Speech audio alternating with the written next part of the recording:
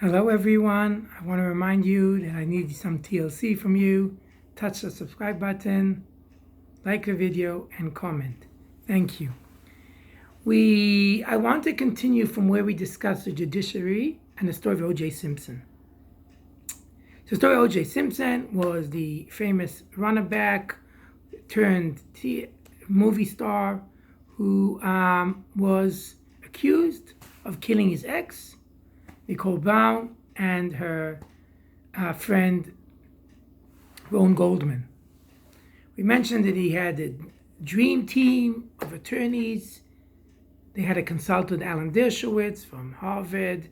They had Robert Shapiro, John Cochran, and also a good friend of O.J. Simpson, who was Robert Kardashian.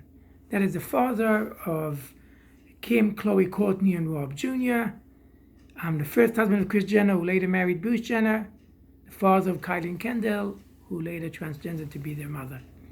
And we mentioned the fact that there was the O.J. Made in America, the People versus O.J. Simpson, and it attracted a lot of attention also in the last years. And the issue is that in the criminal judgment, in the final criminal judgment, after lots of ups and downs, the jury found him non-guilty. And then there was a civil suit by the families of Goldman and Brown on this murder, meaning a civil suit about the damage they got from the fact that their children were murdered by O.J. Simpson. In the civil suit, O.J. Simpson was told to pay them $33 million. The question is, how can it be in a criminal suit he's found not guilty, and then in a civil suit he has to pay all this money for the same action?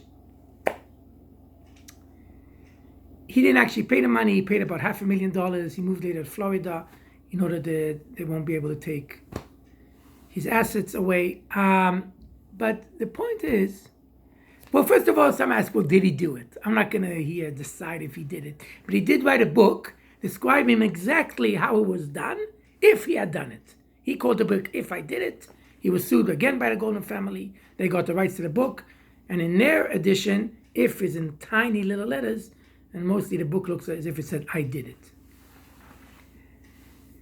But how can there be a difference between a criminal suit and a civil suit? There's a couple of answers for that, but there's one important aspect which I want to focus on. And the first issue is the burden of proof. If I say you, the listener, owe me $100,000, and you say, what are you talking about? I don't know anything. Who needs to prove?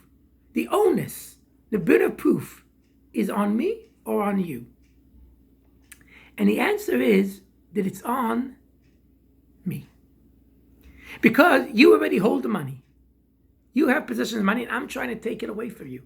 If I want to take away money from you, which I already own, then, that I don't have in my hands, so therefore I need to bring more proof.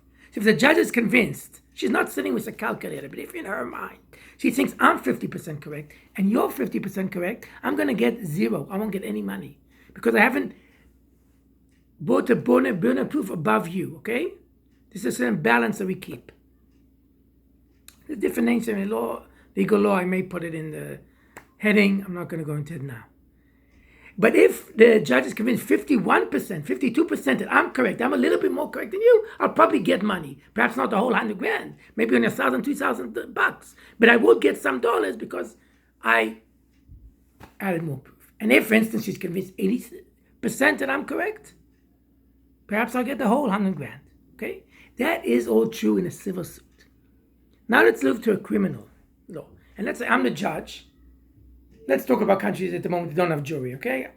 For the sake of, I'm the jurist, but for the sake of simplicity, let's say I'm the judge. I need a judge in a criminal case decide if the defendant needs to go to prison, should he be incarcerated and sent to jail or not. And I'm 80% sure he deserves jail. I've heard all the evidence, all the lawyers, and at the end of the trial, I am 80% sure he deserves prison, 20% sure I think he needs to go home. What do I do with him? And the answer to what I do with him, just in the US and UK, basically all around the world, is I have to send him home. And what if 90% I'm sure? I still have to send him home. So this state, they say, how much? So people say 100%. Well, 100% is for God, if you believe in him. A judge cannot know 100% in most cases. So we can't expect or demand that. But we're talking about 99%, 98%, what's called beyond a reasonable doubt. Because the freedom of movement is a basic right of every human, not only of a citizen. If I'm not a Norwegian citizen, people can't just incarcerate me in Norway for no reason. Freedom of movement is a big issue, and it's coming up now in the corona, when different governments are restricting our freedom of movement because of our right for health and security.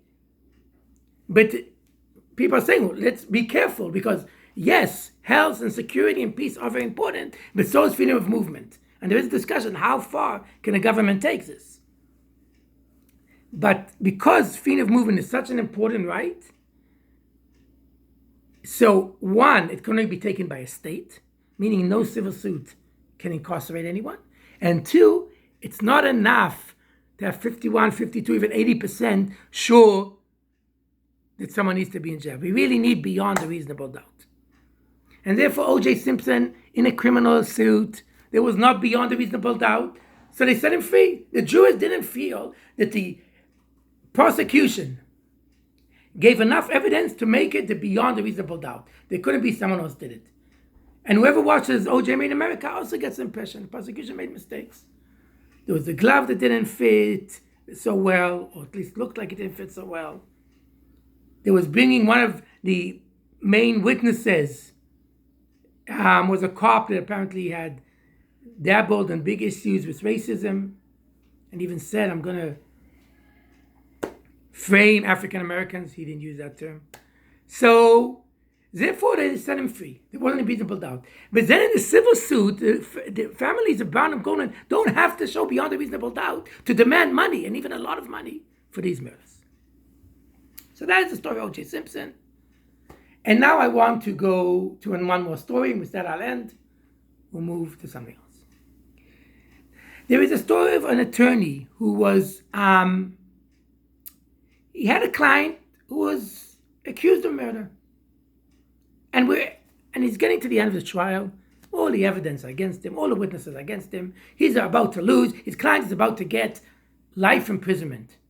And this lawyer does not know what to do. And then he stops for a second and says, wait, Your Honor, I want to say something to the jury before the verdict. So judge says, go for it. Okay, what do you want to say? Judge says, I want to say something. Can you see this door where we all come in from? Not the door of the judges, of the jurists, defendant. I'm talking about this general public door that we all go into, the one we say beyond closed doors. In 60 seconds exactly, the real murderer is going to be walking in through that door.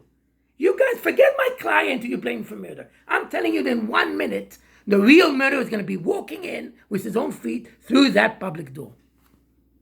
All eyes are on that door. Everyone's looking. The judge, the jury, everyone's looking. But a minute passes and nothing happens. And another minute and 5 minutes pass and nothing happens. And the judge says, excuse me, do you want to be held to contempt?